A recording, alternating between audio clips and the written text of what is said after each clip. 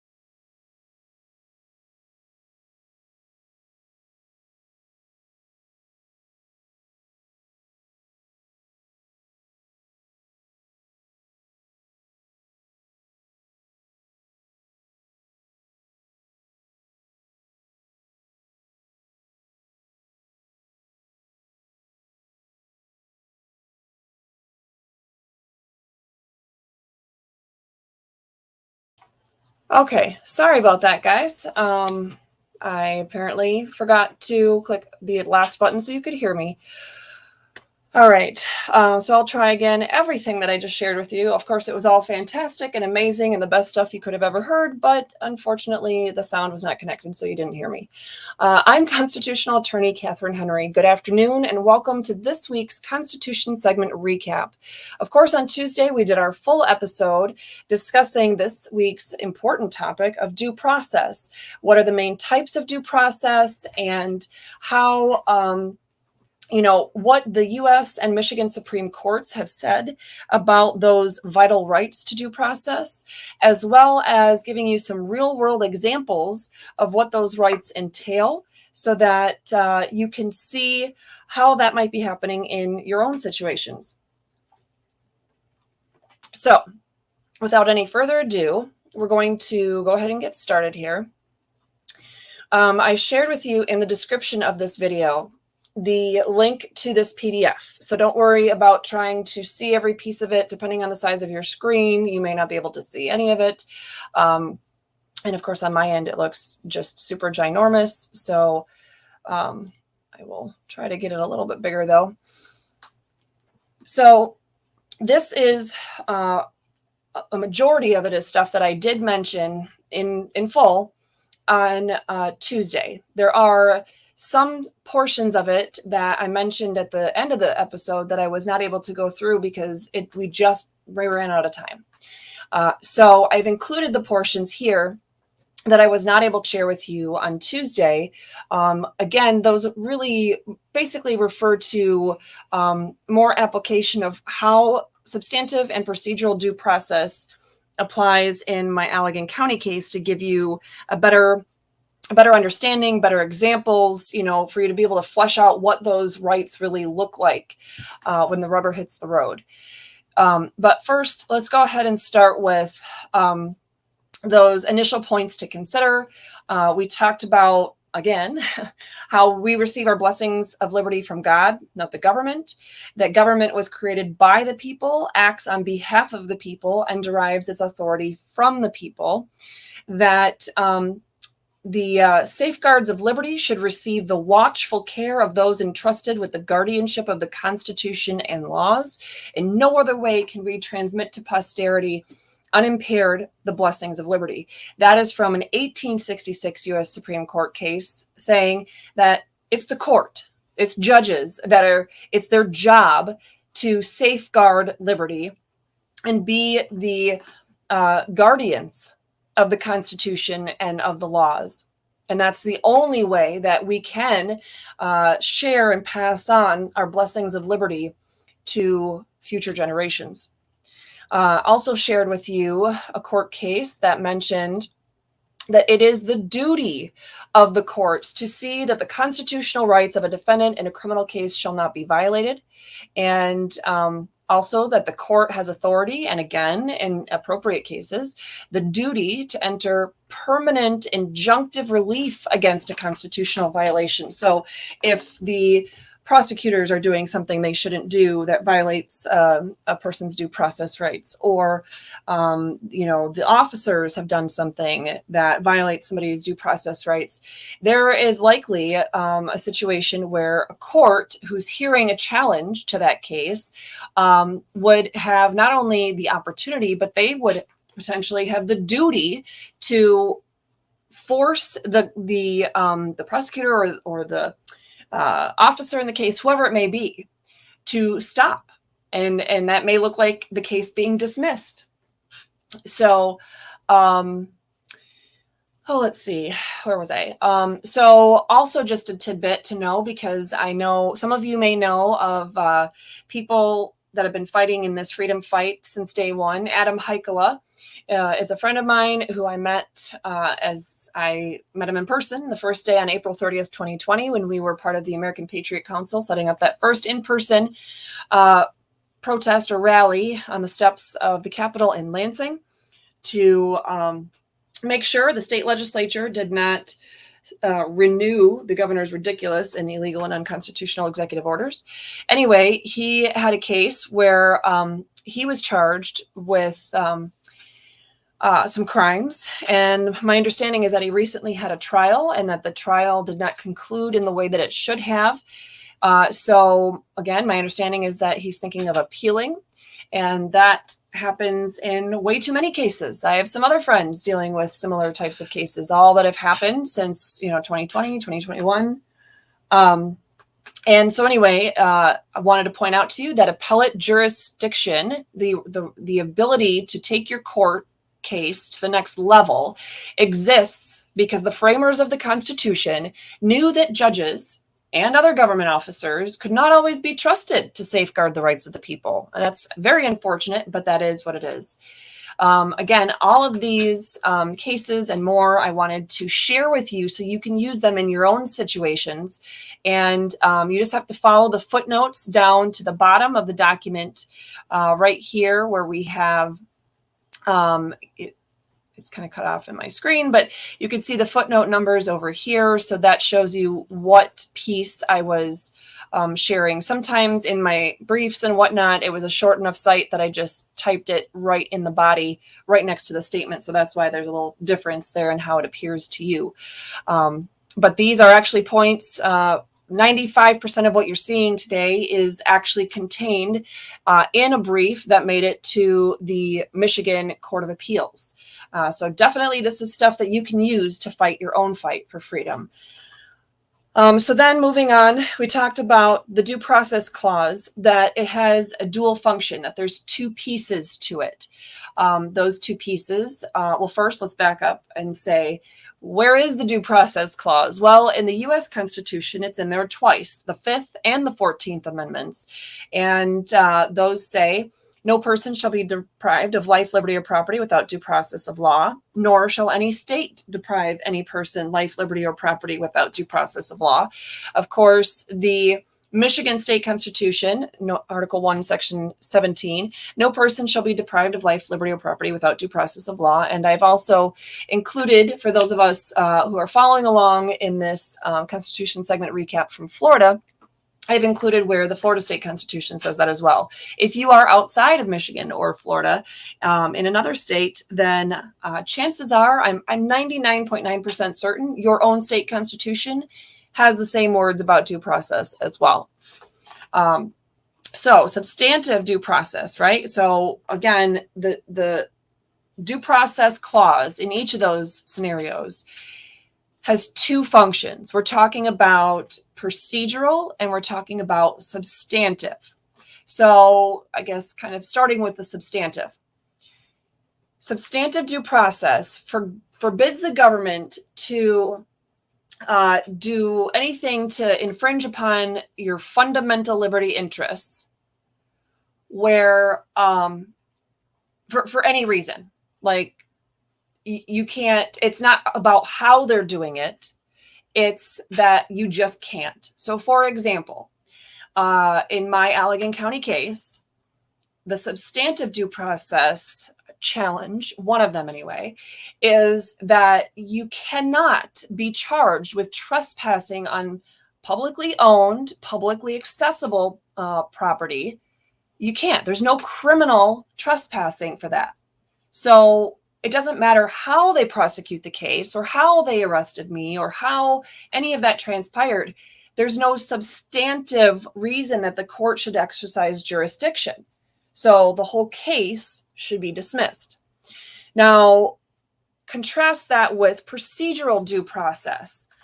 Procedural is what the word means. It's the process part, right? So that's saying that without speaking to the merits of the case, either the prosecuting attorney or the law enforcement officers or the court itself, that someone along the way has messed up and violated your rights on the procedure in the courtroom or in how to file a case. So, for example, the trial court has denied me reasonable ADA accommodations.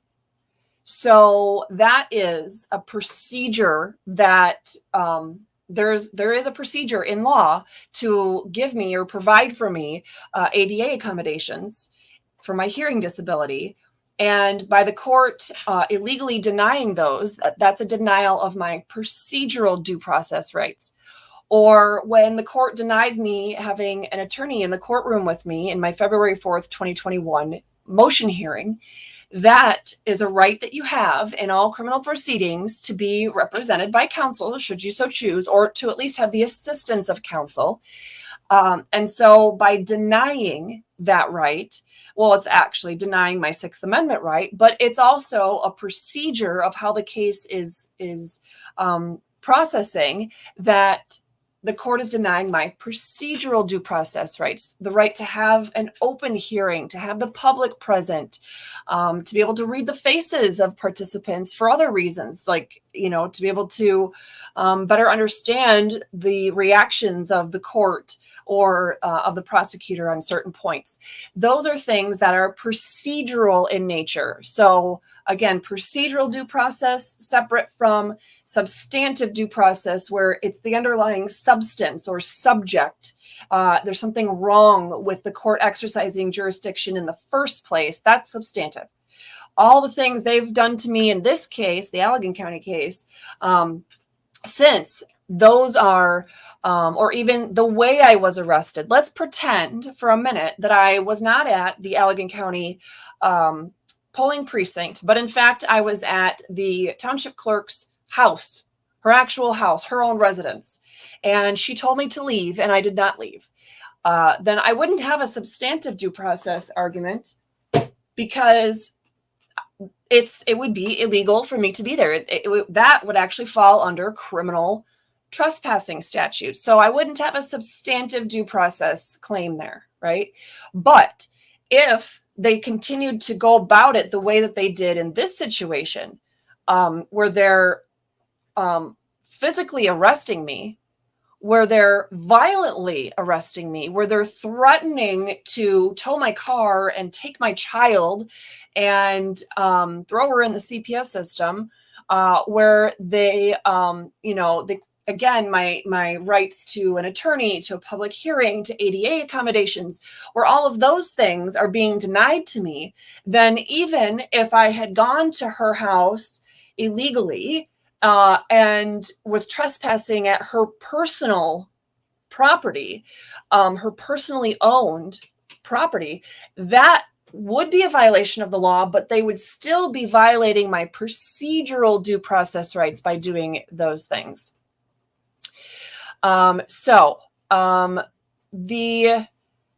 The next few things I have for you here, sorry guys, I have to unzoom because it is way too hard to see all those words that big on my side.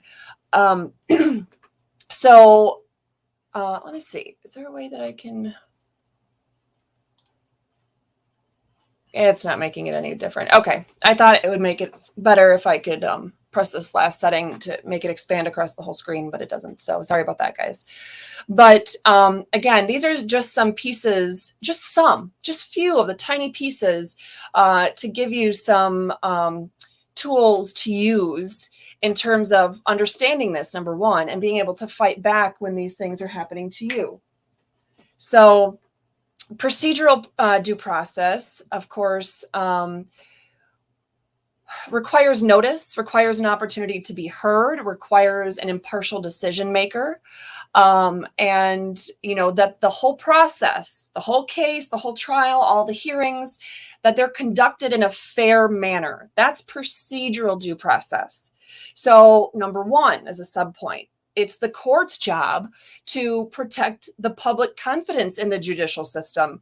I'd love to be able to see all of you watching this now and who will watch it later as though we were in person at a rally. So I can ask you by a showing of hands, raise your hand if you have confidence in our judicial system here in the United States.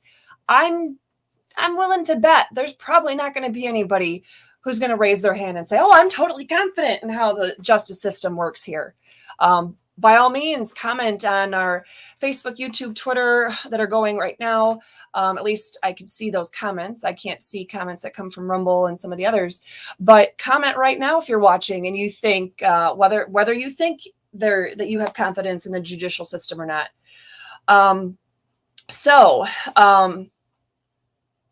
Another point that came out from courts. This is from the court's own words, not mine. Nothing can destroy a government more quickly than its failure to observe its own laws, or worse, to disregard the charter of its own existence, which would be potentially a charter if you're talking about the local or township level or county. But if you're talking about the state or U.S. government, that, of course, is the U.S. or state constitution. So the court is saying that it's imperative. It's like the ultimate of important for there to be judicial integrity in our system, and that the whole system of government as we know it, will crumble, will be destroyed with our representative, with our Republican form of government, our constitutional republic. That whole form of government collapses and it is destroyed if the government itself, if those government officials violate the law, or even worse, they violate the Constitution. That is an element of procedural due process that the courts have mentioned.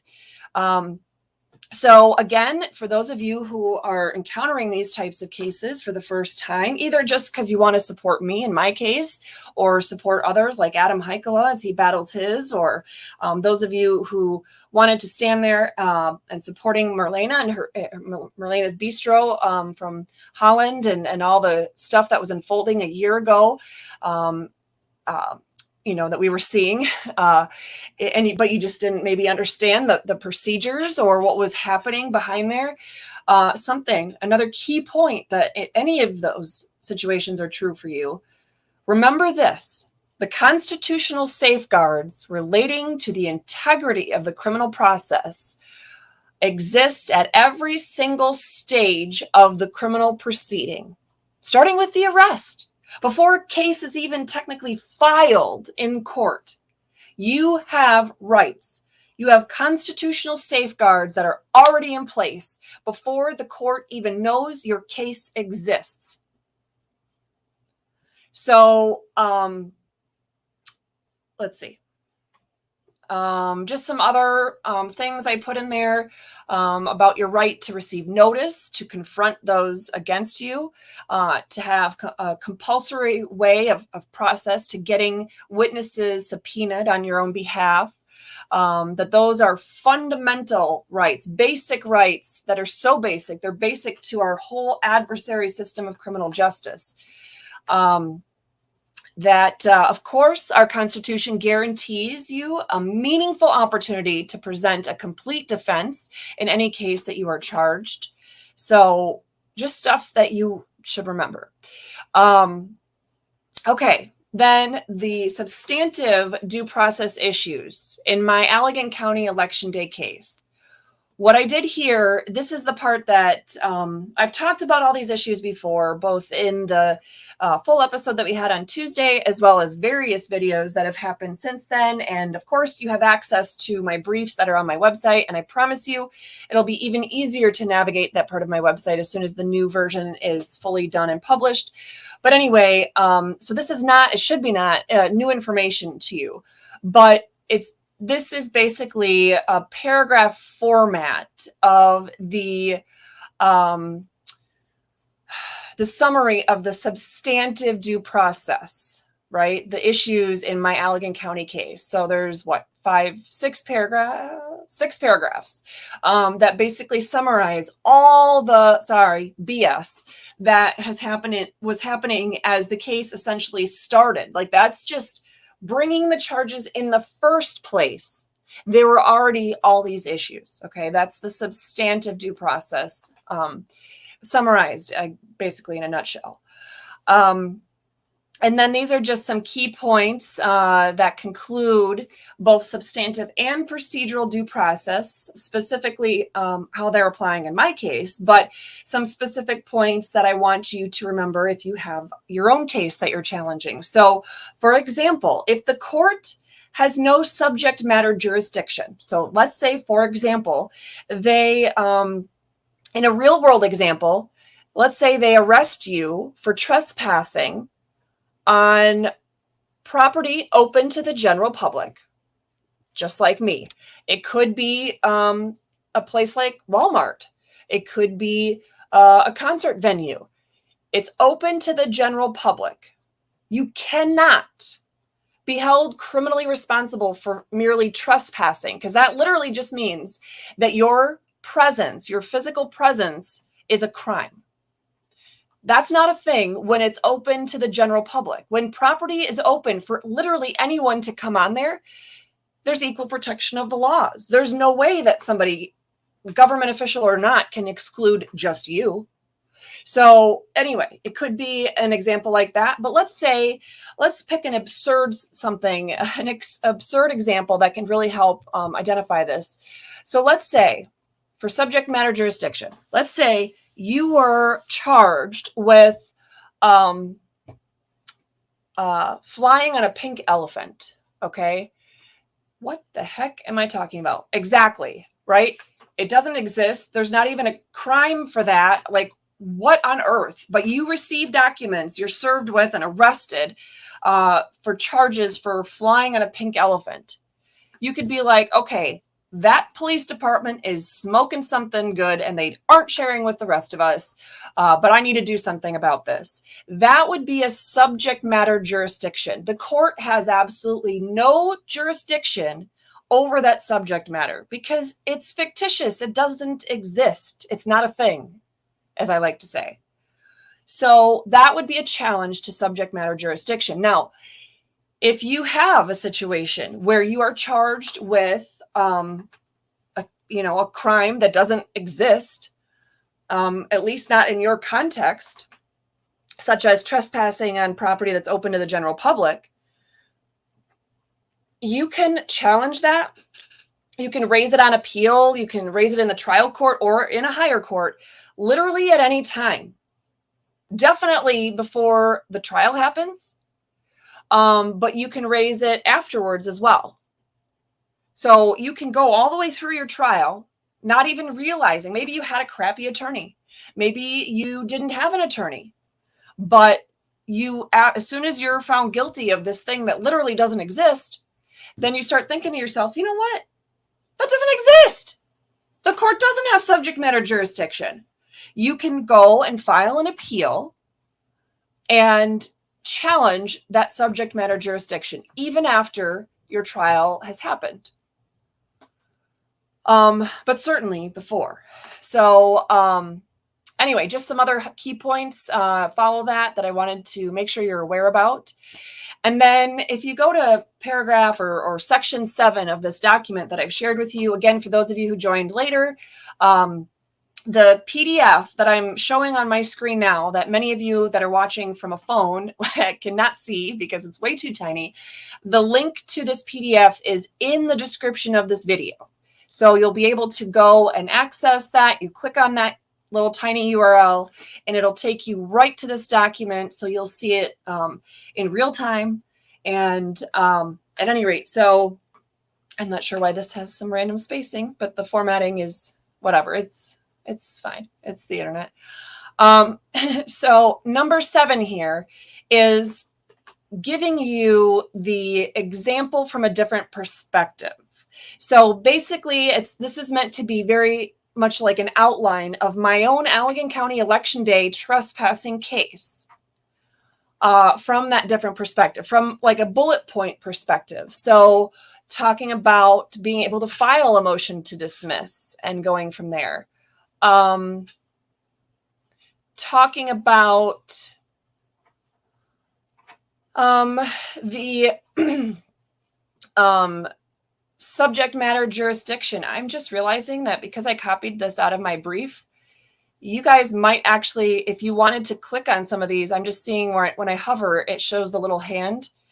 You might have access right to my actual brief.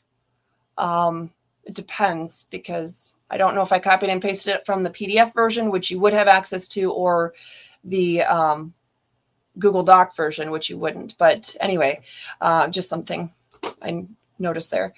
Anyway, so in this this portion, which is part 7, this again gives you information from my Allegan County case to give you examples. So a motion to dismiss you can do for substantive due process issues or procedural due process issues. That's why I kind of started us off with there. And in my case, the trial judge said, no, I don't even have a right to file a motion to dismiss, which is baloney. Yes, you do. So anyway, these are the main points that I highlighted in my appeal of that. Then I go through the substantive due process rights of mine that were violated. And this is just the outline version again of the issues that I raised in that brief. So you can see why each of those is, any one of those would have been a substantive due process argument to make on its own. But they're all listed because they all have been happening. So then I take you in part C, I take you to the procedural due process. Again, to give you, what I did here is it's laid out a little bit different because they have violated my substantive and procedural due process rights from the very beginning and continued and still continue to this day.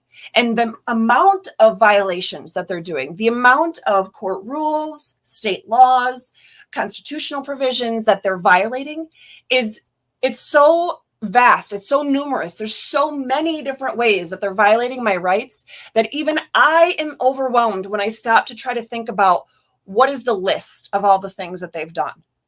So at any rate, what I've done here is given you kind of like that outline of what's happened. And I put it in bold if it was basically a distinct way of having how they violated my procedural due process rights. So you could see that as an example. So for example, an arrest being made without probable cause, arresting me by physically taking me into custody. Sometimes you're arrested by, they exercise control over you, so to speak, and then they write you a citation and you're on your way.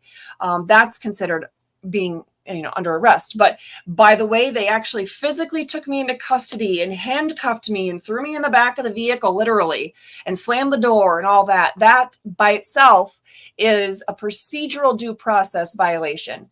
The excessive force they used, the fact that the officer altered the ticket after serving me is a procedural due process. It's the way he did it was wrong. So again, the whole case started legally as a civil infraction, and they didn't bother serving me with, the prosecutor's office and the sheriff's department. No one from either of those offices has ever served me with a criminal complaint. The only thing that they served me with was a civil infraction ticket. But because he altered it significantly between serving it on me and filing it with the court. So that's a procedural due process violation. The fact that the charges were explained or listed, I should say, on that ticket very incompletely. There's really no description at all. That is also a procedural due process. I had an amended complaint copied to me or emailed to me from the court, not served on me, that added another charge, disturbing the peace. And there's no substance to that violation either. It literally doesn't say what they think I did to disturb the peace. I was denied having my hearing on my motion to dismiss initially. I've been not treated fairly by the court. I've had the assistance of counsel denied, denials of ADA accommodations, denied the right to be present at trial, the right to have face-to-face confrontation of witnesses, to be physically present with the jury, to have a public trial, to have the media there, to redact my personal identifying information. The prosecutor's office keeps filing crap with my personal identifying information when under court rule, it's it's required to be redacted. So nobody could just find me based on the fact that these documents are public record and have access to that information. I've been denied receiving these documents by e-service, meaning the prosecutor's office, when they were, filing stuff in this case, even though I was emailing and I was asking them and giving my consent to using e-service so they could email me documents that they were filing, they would file them with the court. And then maybe the next day or the day after, I have as much as 3-4 days in between the date on the day that they filed it and the day that it's postmarked on their envelope. So they wait 3-4 days before they even put it in the mail. And then by the time it gets to me, it's at least a week later. And meanwhile, I've had all that time robbed to be able to respond, to ask the court to do something different, to have that time to write my own brief or object in any way. And some of the stuff was moving at the speed of light. So while they're denying me having a trial until what it's going to be like 589 days after the event happened, meanwhile, they've had parts of this case moving so quickly that they're trying to shortchange my opportunity to be heard on things. All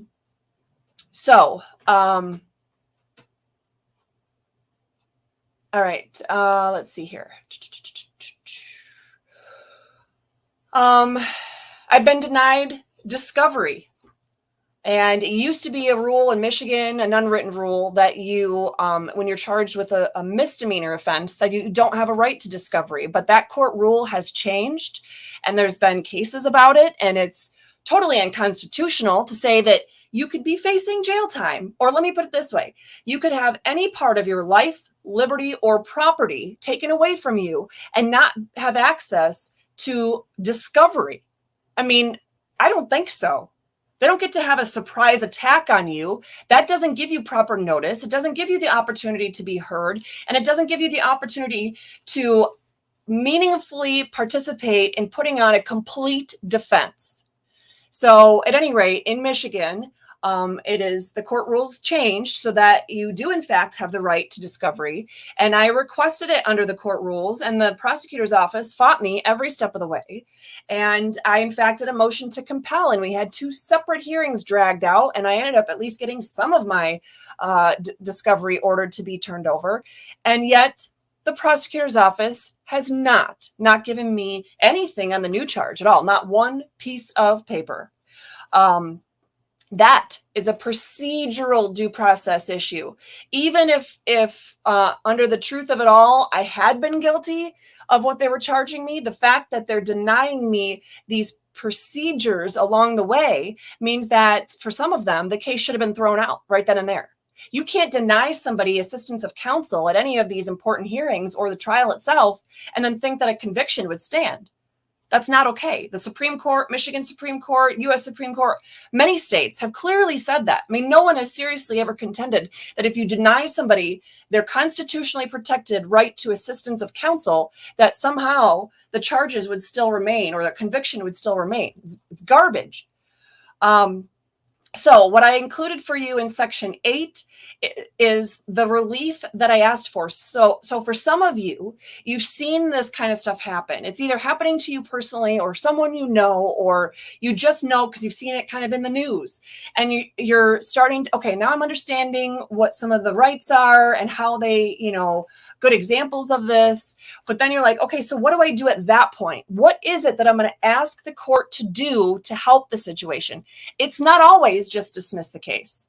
And if you ask a court to dismiss your case, depending on the situation, you need to be asking for the court to dismiss with prejudice, which is italicized here under 8A.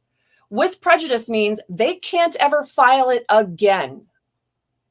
They can't. You're done. You're forever done.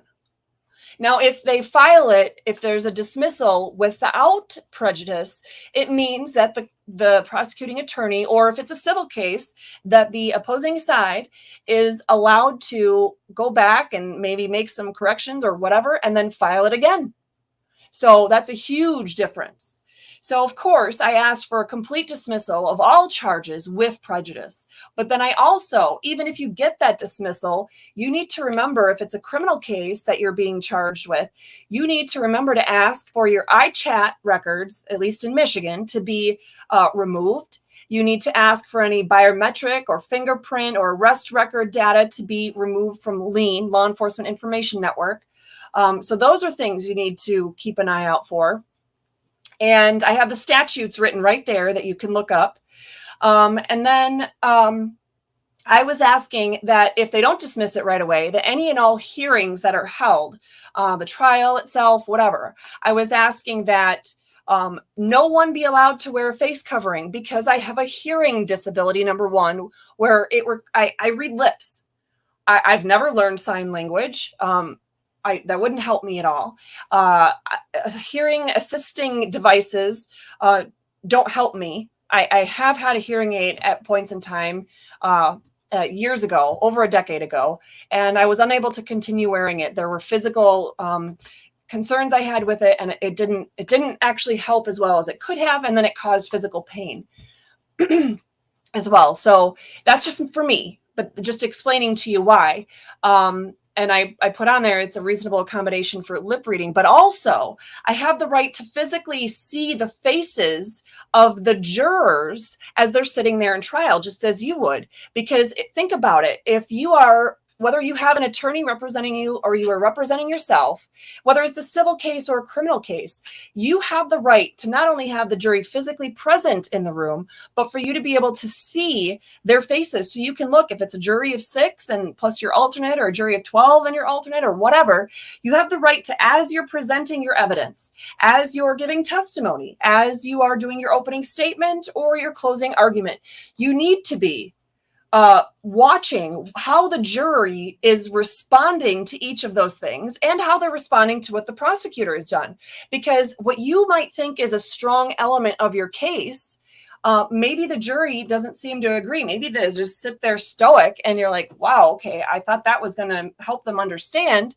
But maybe you mentioned something that you thought wasn't as important, and you look over and you see the jurors like feverishly taking notes and their eyes are all wide with bewilderment, and they might, go, quietly, but have that shocked look on their face.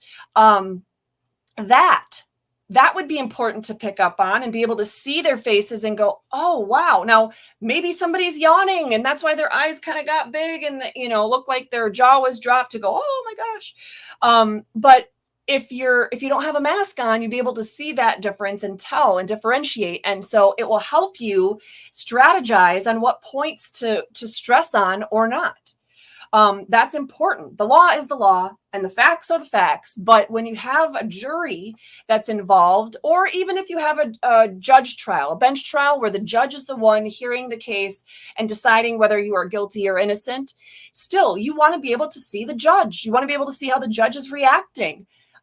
Does the judge, maybe the judge has a good poker face and you have no idea, but usually they're pretty human and they're going to give you some indication about, oh gosh, this part's really boring in the court, or this part is, wow, they're really engaging and they seem shocked that the the prosecutor or the police department would do such a thing. Then you want to make sure to hammer those points home, right? Well, you can only do that if you can physically see the faces of the people in the courtroom. Again, you know, I was asking to make sure for clarification that for all hearings, I'm not going to be denied assistance of counsel of my choice, that the public will have physical access to be physically present in the courtroom, that all people, the jury, the witnesses, and any other participants in the case also would be able to be physically present in the courtroom and not be doing this Zoom garbage. And that I would be allowed to share video footage of prior proceedings because the court has been denying me that as well. There is video evidence, but the court has put a gag order on me saying I can't share videos of any of the proceedings. And of course, I have to pay the $20 to get the videos of each proceeding. I also wanted to be able to share the video of the trial yet to happen, you know, for hearings and cases and things that have yet to happen, as well as the videos that I already have. And again, for my personal identifying information to be redacted. And then I had a whole host of things. If you go to my procedural due process brief that's on the website, restorefreedomkh.com, under resources and documents, if you go to that Allegan County button, it's blue right now, it's at the top. If you go to that procedural due process and you go to that brief, page 45 to 46, that's where I was asking a whole bunch of specific clarifications, things that the Supreme Court of Michigan has already put in their administrative orders, saying even though there's this pandemic, blah, blah, blah, and you have restrictions, still the court has to use, they have to follow the law in abiding by ADA accommodations. They have to abide by a criminal defendant's right to have a jury trial in person and things like that. So anyway, I bullet pointed some very specific things that you might want to think about and ask for in your own situations. And also that they actually use e-filing and e-service so that the prosecutor is not shortchanging me a week or so on being able to respond to something because they're putting it in snail mail instead of just emailing it to me when I'm emailing them all of my documents. And of course that I get my motion to compel, that all of those things that I was asking for in my motion to compel, that I actually be able to receive those. So anyway, that is very long. Oh my goodness, 42 minutes of a Constitution segment recap. This is just the recap, ladies and gentlemen, but it's important information. Number one, I want you to know that no matter what you're charged with, no matter if it's a criminal offense or a civil case you find yourself in, that you have rights. You have rights about the substance of the case, but you have rights relating to how the case proceeds. And those are essential and fundamental to our system of government, not just court. They're fundamental to our entire way of government. And you can't defend your own rights if you don't know what they are. And unfortunately, far too many attorneys don't even know what these rights are. Far too many attorneys, if I was debating them on any of these issues, they wouldn't know more than half of this stuff. And it's just a product of how law schools are done these days. And it's a product of how bar associations and, requirements for continuing ed and everything else. It's a product of focusing on a lot of case law and not on the actual law. So let's work together to help inform members of our judicial system, including attorneys, on what rights we actually have and the duties that they have to protect those rights.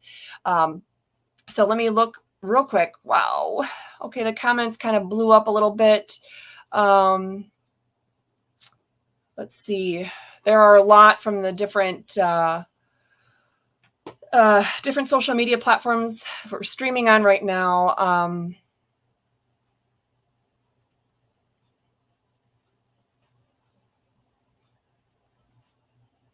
Okay.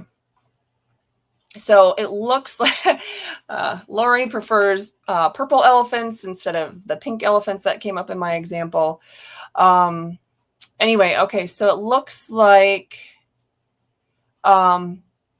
looks like, if I understand right, that Lori is going to follow up or has some follow-up scheduled with some comments or situations that people had or has already directed them possibly to resources. So it looks like all of the questions that pertain to this specific topic and whatnot have been answered. Again, this is just the Constitution segment recap. So if you think this is a lot and it's overwhelming, please make sure to watch the episode, the full episode that aired on Tuesday at noon. You can find it on our Rumble, Facebook, YouTube, and various other platforms as well. And pretty shortly here, we'll have, when the new website gets launched, we'll have a direct way for you to click right on our website to be able to go and sort through and see what topics we've done on different videos as well. So with that being said, please tune in tomorrow for our Friday's Freedom Fighting Tools, and Saturday to see that great commercial from Rachel Atwood on our Restore Freedom Goodie of the Week. And of course, we'll round out the week as usual with our Sunday's biblical insight on this great topic. And of course, we'd love to see you next Tuesday for our next full episode of Restore Freedom Weekly. Again, I'm constitutional attorney Katherine Henry. It has been a blessing to have you guys joining me today, commenting, hitting the like button, just watching and learning in general. I look forward to having you on this freedom fighting journey going forward. And specifically, if you can come out and support me on June 15th at 9 a.m. in Allegan County at the Allegan County Courthouse to fight the good fight against all of what's happening, I would love to have your support there. Thank you so much, everyone. Have an absolutely wonderful day.